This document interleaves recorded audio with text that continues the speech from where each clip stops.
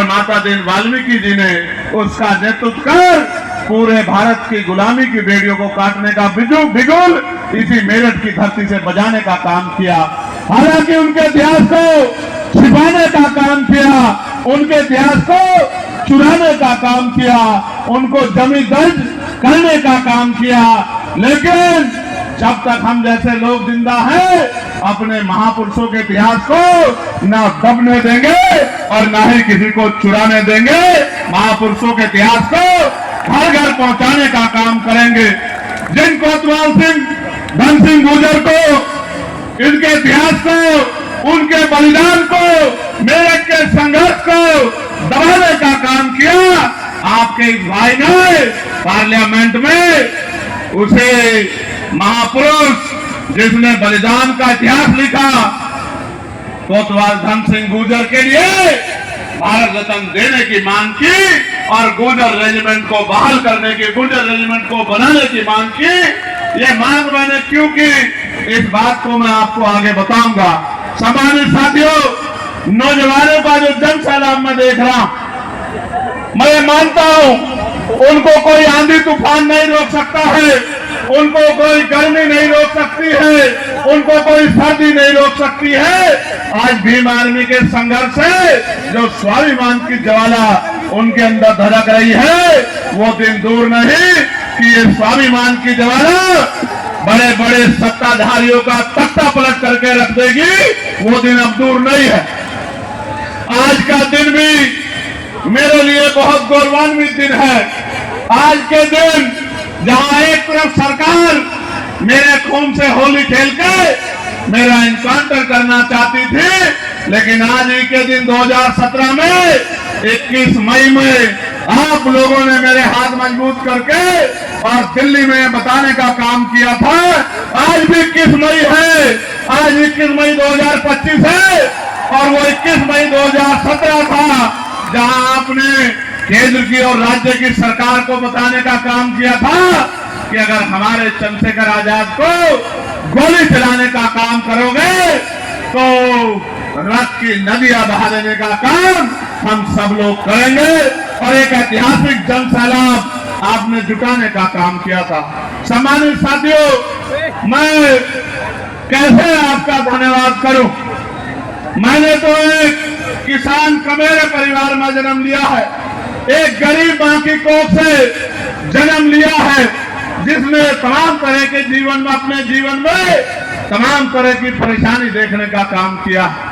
गरीबी देखी, बेबसी देखी, लाचारी देखी, जाति के आधार पर जुर्म, जाति अन्य अत्याचार देखा और मेरे पिताजी ने महापुरुषों के रास्ते पर आगे बढ़ाने के लिए मुझे एक ही सीख देने का काम किया और वो सीख ये है कि अगर आप पैदा हुए हो तो आपके जीवन में कोई लक्ष्य होना चाहिए, और अगर आपके जीवन में कोई लक्ष्य नहीं है तो आपका दुनिया में आना और जाने का कोई मतलब नहीं बनता।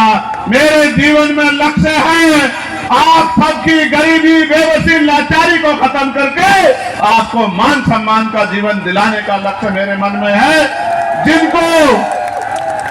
जिनको कमजोर समझ के कुचलने का काम किसानों को, मजदूरों को, नौजवानों को, महिलाओं को देश की सत्ता पे बैठे लोगों ने किया है, उनको मुख्य धारा में लाके और भौतिक सुविधाएं, मौलिक सुविधाएं, बुनियादी सुविधाएं के घरों तक पहुंचाकर और उनको मान सम्मान का जीवन दिलाना ही मेरी जिंदगी का लक्ष्य है। इसीलिए 16 महीने की जेल काटकर, इसीलिए आपको याद होगा जब दिल्ली में गुरु घर तोड़ा गया था, उस दिल्ली में भी लाखों लोगों का सैलाब जुटा के केंद्र की सरकार को झुकाने का काम आप लोगों ने किया था। वो बात भी मैं नहीं भूला।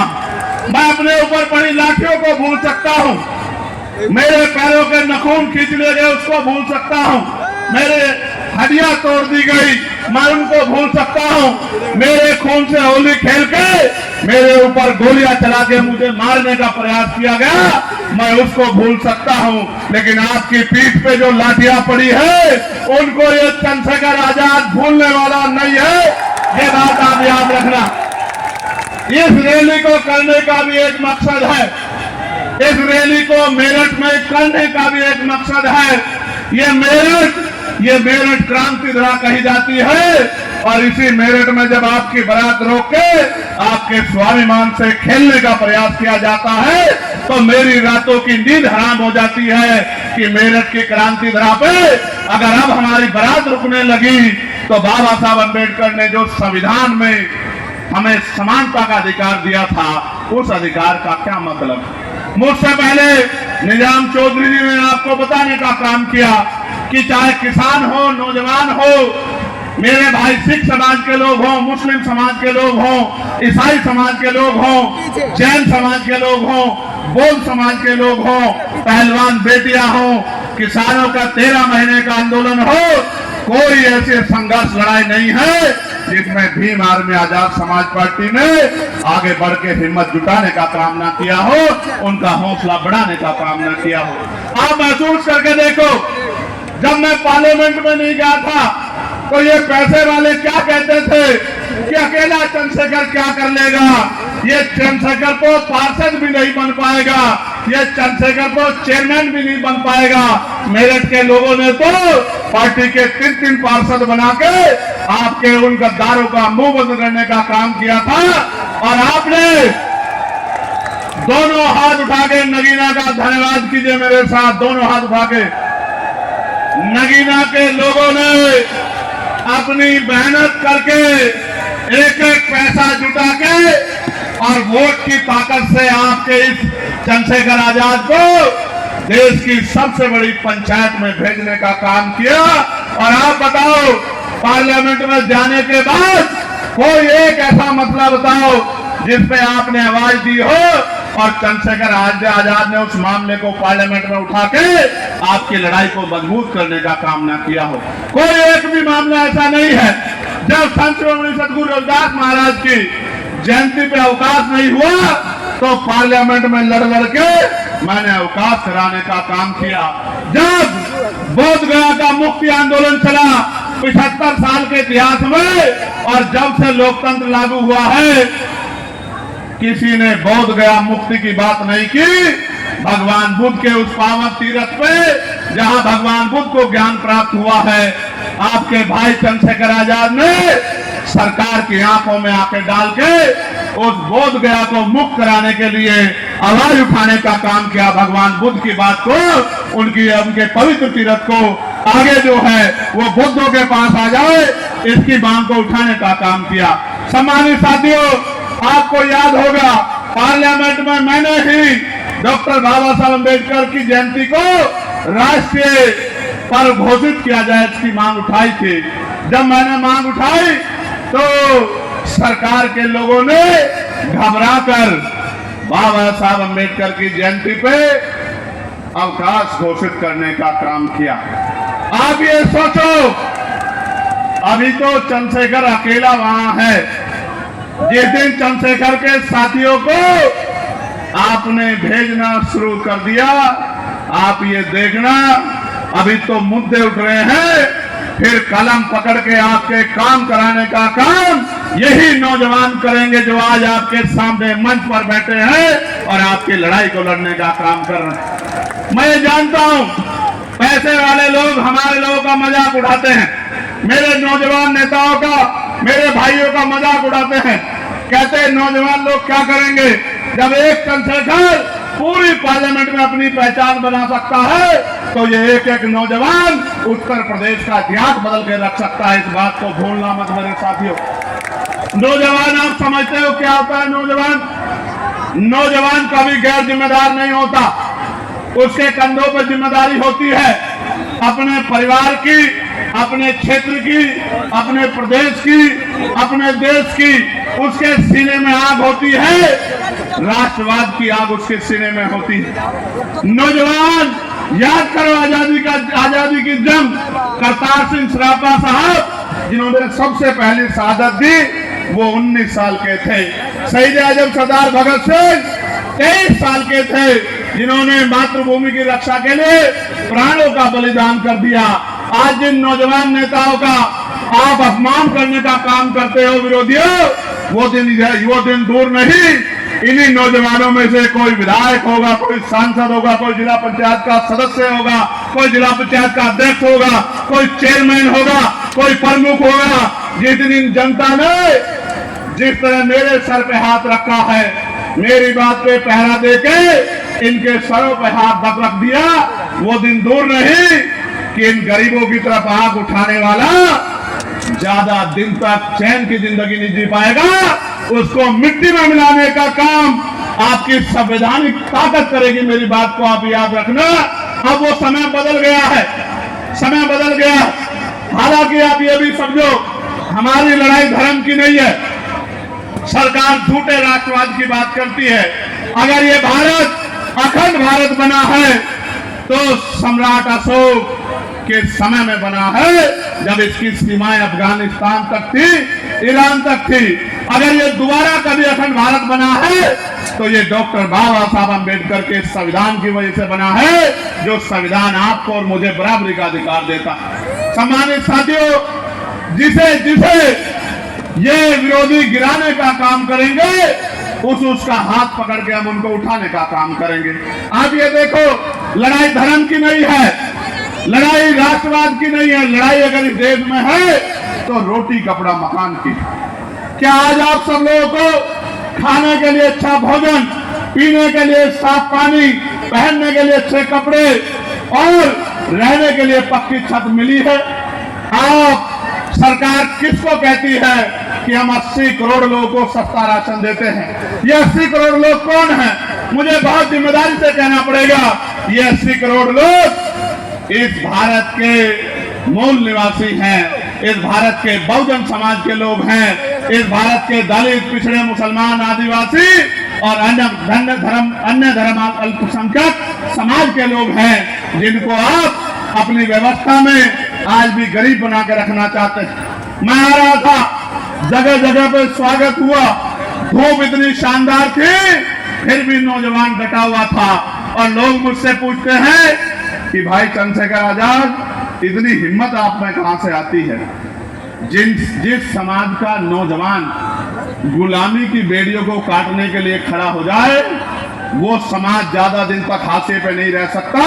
इस बात को मैं समझता हूं और इस बात को आपको भी समझना पड़ेगा। मैं ये भी मानता हूं, जिस समाज में सच सुनने की आदत नहीं होती, उनके सामने सच बोलने वाला मुलजिम होता है। आप ये बताओ, क्या मैंने कभी आपका हाथ छोड़ा है? दोनों हाथ उठा के बताओ, अगर मैंने आपका हाथ कभी छोड़ा हो तो अगर मैंने कभी आपका हाथ नहीं छोड़ा तो क्या अब आपका हाथ मेरे सर पे रहेगा नहीं रहेगा? बताओ। मेरी बात को गौर से सुनो। मुस्लिम समाज के भाइयों, जब मुस्लिम समाज पे चाहे वक्फ का मामला हो या आपकी मस्जिदों, मदरसों, दरगाहों को जमींदर्ज करके या बुलडोजर चला के जब मुस्लिम भाइयों को नुकसान पहुंचाने का काम किया हो, इंसानियत की इस आवाज को भीम आर्मी आजाद समाज पार्टी ने मजबूत करने का काम किया और सरकार से लोहा लेने का काम किया। बहुत सारे लोगों को तो मुसलमान लफ्ज कहने में भी तकलीफ होती है, लेकिन भीम आर्मी आजाद समाज पार्टी ने कभी इस तरह का व्यवहार आपके साथ नहीं किया। और आप जिनको वोट देते हो, वो वोट लेने के बाद 5 साल कभी दिखाई भी नहीं देते। जब आप काम कराने जाते हो तो वो कहते हैं हमारे पास ताकत नहीं है। अरे मैं समझता हूं आप पे ताकत नहीं है, उससे भी बड़ी बात यह है कि आप इनको पैरों पे खड़ा ही नहीं करना चाहते। आज प्रदेश की स्थिति क्या है? पाल, प्रजापति, कश्यप, सैनी, मौर्य, साक्य, कुशवाहा, बिंद, राजभक्त, केवट, मल्ला, जाट, गुर्जर, यादव, तमाम पिछड़े वर्ग के लोग, जाटव समाज के लोग, धानुक समाज के लोग, वाल्मीकि समाज के लोग, पासी समाज के लोग, तमाम उनके पढ़े लिखे बच्चे बेरोजगार घूम रहे हैं। कहीं कोई रोजगार नहीं है। कोई भर्ती आती है तो पेपर लीक हो जाता है, कोई भर्ती आगे बढ़ती है तो आरक्षण का घोटाला हो जाता है। 69,000 शिक्षक भर्ती में जो धर्म की बात करते हैं, दलित पिछड़े वर्ग के बच्चों के 20,000 पद लूटने का काम इसी उत्तर प्रदेश की सरकार ने किया और उन पे मुकदमा दर्ज करा के उनको मिठाई खिलाने का काम इसी उत्तर प्रदेश की सरकार ने किया। सम्मानित साथियों, अगर सरकारी नौकरी नहीं होगी तो फिर आपके बच्चे कैसे आगे बढ़ेंगे? प्राइवेट सेक्टर में क्या है हमारे पास? इसलिए मैंने पार्लियामेंट में प्राइवेट मेंबर बिल में लेके आया कि भाई प्रतिनिधि क्षेत्रों में भी कमजोर वर्गों के लोगों को आरक्षण मिलना चाहिए। और आरक्षण की कीमत उनसे पूछो जिनका बच्चा इस आरक्षण की वजह से नौकरी पे गया है। नौकरी पे जाने के बाद उसने अपने गरीब परिवार के आंसू पूछने का काम किया है। जिन्होंने आरक्षण की लड़ाई नहीं लड़ी उनको आरक्षण की शक्ति का नहीं पता है। ये लोग आपकी वोट लेते हैं और आपकी तरक्की के रास्ते को भारतीय जनता पार्टी के लोग खत्म करने का काम करते हैं। इसलिए आज यहाँ इस मंच से मैं आपसे अपील करने के लिए आया हूँ, अगर स्वाभिमान सम्मान का जीवन चाहिए तो कीमत चुकाने के लिए तैयार हो जाओ, संघर्ष करने के लिए तैयार हो जाओ, मैदान में उतरने के लिए तैयार हो जाओ। क्योंकि मैं जानता हूं जिस दिन आपने तय कर लिया दुनिया की कोई ताकत आपके हौसले को कमजोर नहीं कर सकती है और कोई भी बड़ी से बड़ी ताकत आपके सामने नहीं टिक सकती है। ये बात मैं डॉक्टर बाबा साहब अम्बेडकर के मानने वालों की जानता। प्यारे साथियों, आज कोई जिला ऐसा नहीं है जहां दलितों की खाल ना खींची जा रही हो, पिछड़ों की खाल ना खींची जा रही। कोई ऐसा जिला नहीं है। कई मार के लटकाते हैं, कई बहन बेटियों का रेप करते हैं, कई घर जलाते हैं। जो जमीनें हमें मिली थी सरकार उन जमीनों को छीनने का काम कर रही है और कोई आपका रखवाला दूर दूर तक नजर नहीं आता। जो आज आपके साथ नहीं खड़ा वो कल आपकी क्या मदद करेगा। मैं आपको ऐलान करके कहता हूं, अगर आपकी तरफ कोई आंख उठाए तो भीम आर्मी आजाद समाज पार्टी को याद करना। ये सब लोग आपके सम्मान में और आपकी ताकत को बढ़ाने के लिए एडी चोटी का जोर लगाने का काम करेंगे। ये विश्वास दिलाने के लिए मैं आया। और क्योंकि मैं ये भी जानता हूं, मैंने ये सुना है कि मेरठ जिसके साथ होता है उत्तर प्रदेश और केंद्र में उसी की बात गलती है। इसलिए मैंने मेरठ को चुना है सबसे पहले कि मेरठ के लोगों का आशीर्वाद मुझे मिलना चाहिए। बताओ मेरठ का आशीर्वाद मिलेगा नहीं मिलेगा? अब एक बात को गौर से सुनना, नौजवानों आपसे भी कह रहा हूं, बहुत तमन्नाएं लेके हम लोग संघर्ष में कि बुनियादी सुविधा मिले, रोटी कपड़ा मकान मिले, नौजवानों को रोजगार मिले, महंगाई और तमाम तरह की परेशानियां खत्म हो। आप महसूस करके देखो, बिजली के दाम से लेके पानी के दाम, सड़क कहां बनेगी, स्कूल कहां बनेगा, यूनिवर्सिटी कहां बनेगी, मेडिकल कॉलेज कहां बनेगा, नौकरी किसे मिलेगी, रोजगार किसे मिलेगा, इंडस्ट्रियल एरिया किसे कहां लगेगा, ये सब सरकार तय करती है। और 2027 में 15 साल का सूखा हो जाएगा। 15 साल का। 15 साल में क्या देखा आपने? थाने में जाते हो सुनवाई नहीं होती, सरकारी दफ्तरों में जाते हो सुनवाई नहीं होती, जुल्म जाती होती है, न्याय नहीं मिलता। इस 15 साल के सूखे के खत्म करने के लिए दिन रात हम लोग जुटे हैं। इस सूखे को खत्म करने में मदद कराओगे नहीं कराओगे बताओ? जब नगीना के लोग इस सूखे को खत्म कर सकते हैं तो क्या मेरठ के लोग इस सूखे को खत्म नहीं कर सकते हैं क्या? बताओ। अभी भी कोई टेस्ट देना बाकी है क्या चंद्रशेखर के लिए? दोनों हाथ उठा के बताओ, अभी भी कोई टेस्ट बाकी है क्या? क्या मेरे समर्पण में कोई कमी है? क्या भीम आर्मी आजाद समाज पार्टी के संघर्ष में कोई कमी है? अब तो आपको हाथ आगे बढ़ाना है और गांव-गांव में निकल के बूथ कमेटी, सेक्टर कमेटी, भाईचारा कमेटी बना के अपनी ताकत बढ़ानी है। और आने वाले त्रिस्तरीय पंचायत चुनाव में आजाद समाज पार्टी को ताकतवर बताओ, बनाओगे नहीं बनाओगे? जोर से बताओ, बनाओगे नहीं बनाओगे? विरोधियों को मुंह तोड़ जवाब दोगे नहीं दोगे? देखो, मानवर काशीराम साहब ये कहते थे कि तमन्ना अगर सच्ची हो तो रास्ते हजार होते हैं, तमन्ना अगर झूठी हो तो बहाने हजार होते हैं। भाई दरोगा जी, आराम से।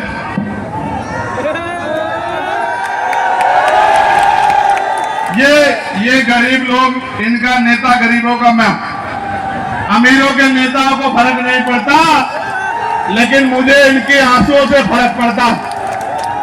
वो मेरा भाई है, मैं उसको कहूंगा कि वो वहीं रुक जाए। ये भी अपनी ड्यूटी कर रहे हैं, मगर तू ये जान ले, मेरे साथ फोटो खिंचवाने से तेरा जीवन नहीं बदलेगा। जिस दिन कलम में ताकत होगी, रोजगार देके तेरा जीवन बदलने का काम हम लोग करेंगे। मेरी बात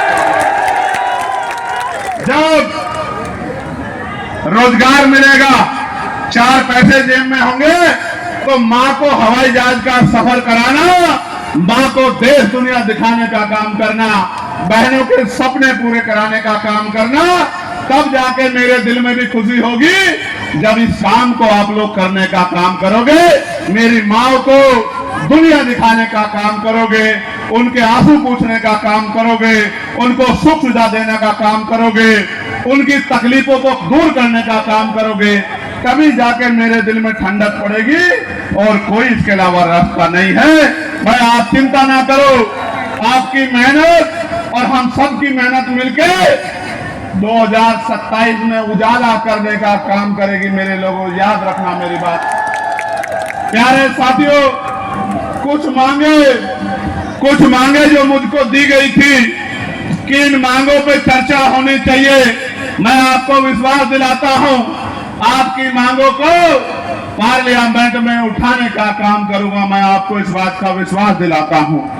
मांग ये है कि हस्तिनापुर क्षेत्र को पर्यटक स्थल घोषित किया जाए और रेलवे लाइन से जोड़ा जाए। जिसकी क्षेत्र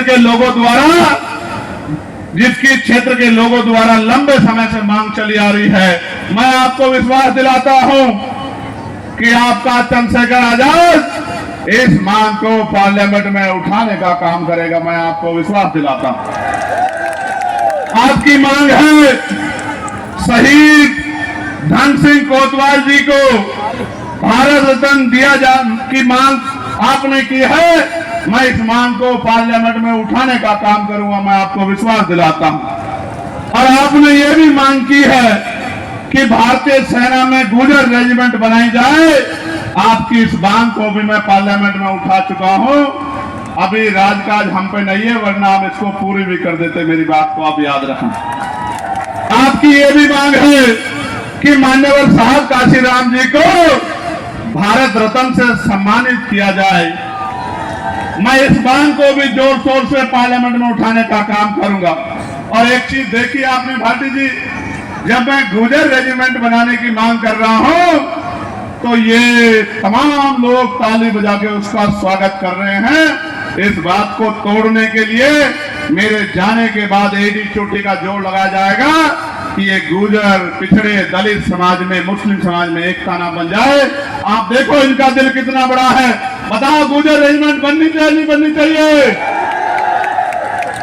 मैं सम्मानित साथियों, एक रेजिमेंट की मांग, जो चमार रेजिमेंट की मांग, वो बहुत पुरानी रेजिमेंट थी। जानते हो? मैं उसका इतिहास भी बता देता हूं। ऐसा नहीं कि मैं हवाई बात करता हूं, वकील हूं। ये एक ऐसी रेजिमेंट थी जिसने सेकेंड वर्ल्ड वॉर में बर्मा में जाके अपना लोहा मनवाने का काम किया था और बैटल ऑफ ऑनर लेने का काम किया था। अंग्रेजों ने इस रेजिमेंट को खत्म करने का काम किया, क्योंकि इस रेजिमेंट ने आजाद हिंद फौज जो देश के लिए लड़ रही थी, उनके खिलाफ लड़ने से मना कर दिया था। ये वफादार, राष्ट्रवादी और देश के प्यार करने वाली रेजिमेंट थी। मैं इस रेजिमेंट को बहाल करने की मांग भी पार्लियामेंट में उठा चुका हूं, क्योंकि मैं मानता हूं कि आज हमारा एक एक नौजवान देश की सेवा में योगदान देना चाहता है। बॉर्डर पे जाके दुश्मन को धूल मिट्टी चटाना चाहता है। मैं इस बात को मानता, मैं तो चाहता हूं हर किसान कमेरे की भारतीय सेना में पर्याप्त हिस्सेदारी होनी चाहिए। देश की शिक्षा और चिकित्सा एक समान की जानी चाहिए। इस दोनों मांगों को मैं पार्लियामेंट में उठा चुका हूं कि राष्ट्रपति हो या किसान मजदूर की संतान, सबको शिक्षा एक समान, सरकारी स्कूल में सबको पढ़ाओ और बेहतर से बेहतर शिक्षा दिलाओ, जो गरीब का बेटा भी पढ़ लिख के आगे बढ़ सके और शिक्षा रूपी हथियार का फायदा ले सके। और सरकारी हॉस्पिटल में भी सबको पर्याप्त इलाज मिले, प्राइवेट में जेब ना कटे, टैक्स के नाम पे लूट ना हो। इसकी मांग भी मैं कर चुका हूं। देश में कर्मचारियों की ये मांग है कि पुरानी पेंशन बहाल की जाए। इसके लिए भी मैं कई बार पार्लियामेंट में आवाज उठा चुका हूं, लेकिन निगम में सरकार कर्मचारियों के दुख को नहीं समझती। नगर निगम में संविदा कर्मियों को नियमित किया जाए एवं देश में संविदा समाप्त की जाए। मैं आपको विश्वास दिला कहता हूं, जितने संविदा कर्मचारी अभी जिस डिपार्टमेंट में लगे हैं, आजाद समाज पार्टी ताकत में आने के बाद सबको पक्की नौकरी हम लोग दिलाने का काम करेंगे। ये बात मैं आपको विश्वास दिलाता हूं। नगर निगम में नहीं, 2 अप्रैल 2018 में जो SC/ST के लोगों पे झूठे मुकदमे लगा के यहां भी शहादत हुई थी, मुजफ्फरनगर में भी शहादत हुई थी।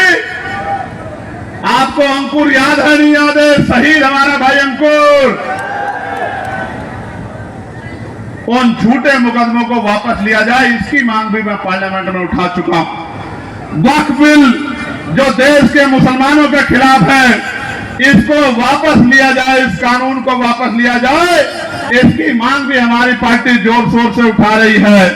और तहसील मैदान मवाना में जो 40 वर्षों से रविवार को 1000 लोगों द्वारा अपने ठिये लगा के अपने परिवार में बच्चों का पालन पोषण करते थे, वर्तमान सरकार उत्तर प्रदेश के मंत्री के इशारे पर पुलिस द्वारा पैंट लगाकर सामान बेचने वालों पर लोगों पर लाठीचार्ज किया गया, और जिसके कारण में रोष व्याप्त है और रविवार को पैंट पुनः लागू किया जाए। भाई मेरी बात पर गौर करना आप सब लोग। सरकार रोजगार तो नहीं दे पा रही है, नौकरी तो नहीं दे पा रही है, इंडस्ट्रियल एरिया तो नहीं लगा पा रही है, लेकिन अगर छोटा मोटा ठेली वाला, सड़क वाला, पटरी वाला, फेरी वाला, ठिये वाला अपना काम करता था, तो इनको भी उजाड़ने का काम कर रही है। जो सरकार गरीबों को उजाड़ने का काम करेगी, उस सरकार को सत्ता से निकाल के फेंकने का काम करोगे नहीं करोगे बताओ?